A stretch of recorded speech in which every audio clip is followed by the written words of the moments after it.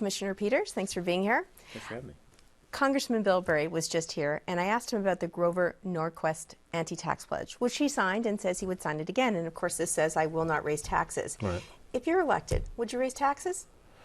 I think all Americans favor a balanced approach to balancing the budget. And, you know, I think Congressman Bilbray will tell you we have to balance the budget. And I think most people understand you do it through a combination of revenue and cuts. And I think that you know, I would certainly not ever sign a pledge to someone who doesn't live in San Diego, who's not a San Diego voter, that I would sell my vote away for political gain. And so I think that's absolutely the wrong position to take. So when you talk about balance and revenue, is this income taxes, capital gains taxes? Are those the sorts of things you think that the Congress should be looking at?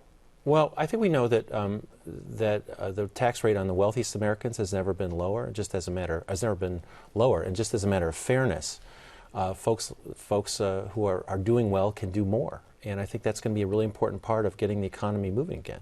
Look, we have a Congress that's arguing about the debt ceiling and whether to pay America's bills.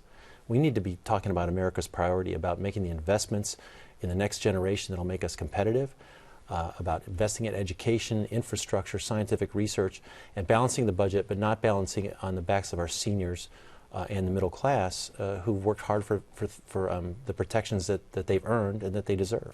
I want to talk a little bit about illegal immigration, because particularly in San Diego County, there is a story, this is a story that plays itself out daily.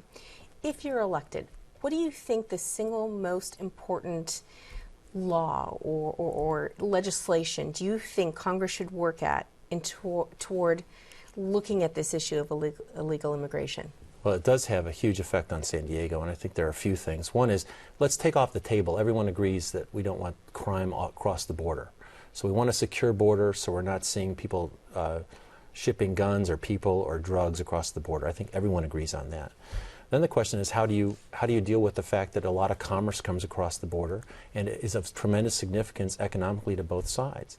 One thing that I was just talking to someone about this morning is that the Mexicans have made a tremendous investment in border infrastructure to get legal trade across the border, and we're not doing our part.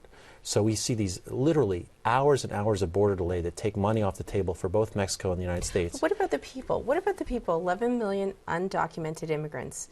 We have this debate constantly. Should we have a guest worker program? Should we have a path to citizenship? What should we do? What should we do to the children here whose parents are illegal immigrants? I mean, is there something specifically that addresses one of these questions that you feel committed strongly to? Well, I support a practical approach. You can't plan to, I mean, this is what Brian's idea is, that we could deport 11 million people and otherwise it's called amnesty. And that's just not a constructive approach. One thing I do support is the DREAM Act, the idea that a kid who comes here as a child would be able to get an education or go to the military and earn their right to residency. I think that's a fair and practical kind of approach, just for an example. Do you support legalizing medical marijuana across the U.S.? I support letting states decide that. So in California, if California's decided that that's what they want to do, and it's a matter of allocating their law enforcement resources too. If they've decided that's what they want to do, the federal government should not get in the way of that. But here's the problem. Right now in California, where it's legal, federal government is stepping in and saying, but it's not legal across the country. We've had the city attorney who's largely responsible for closing some of these shops down, saying until the federal government makes it legal, you know, that we can't do anything about it. Federal government may have to step in. Well, as I said, as a federal matter, I think we ought to let the states, if the states decide they want to legalize it and bear the costs and the risks associated with that, I think we ought to give them that opportunity. But how can they do, that's playing itself out right now, unless the federal, President Obama said he wasn't going to stand in their way. But we have federal prosecutors who absolutely are going after medical marijuana dispensaries in San Diego.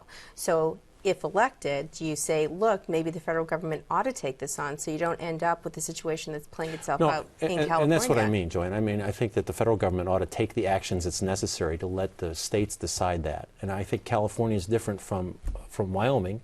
And if, in other words, we would make the changes in the law at the federal level that would allow California to let medical marijuana be a policy if they choose to do it. We have very little time left, but I want to give you a chance to tell me, or tell the audience, you are running against another Democrat. How do you distinguish yourself from another Democrat in this race when presumably your policies are similar, and we have about 20 seconds left? Okay, well, I've got running on a record of getting things done, and that's my record. One thing I'd say is that the folks who worked with my opponent as an assembly member in Sacramento, every Democrat who worked in the legislature at that time has endorsed me.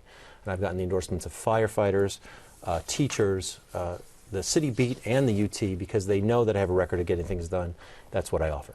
Commissioner Peters, thanks for being here. I want to send people to kpbs.org because I know there's a much longer conversation on midday. Thanks so much. Thank you so much, Joanne.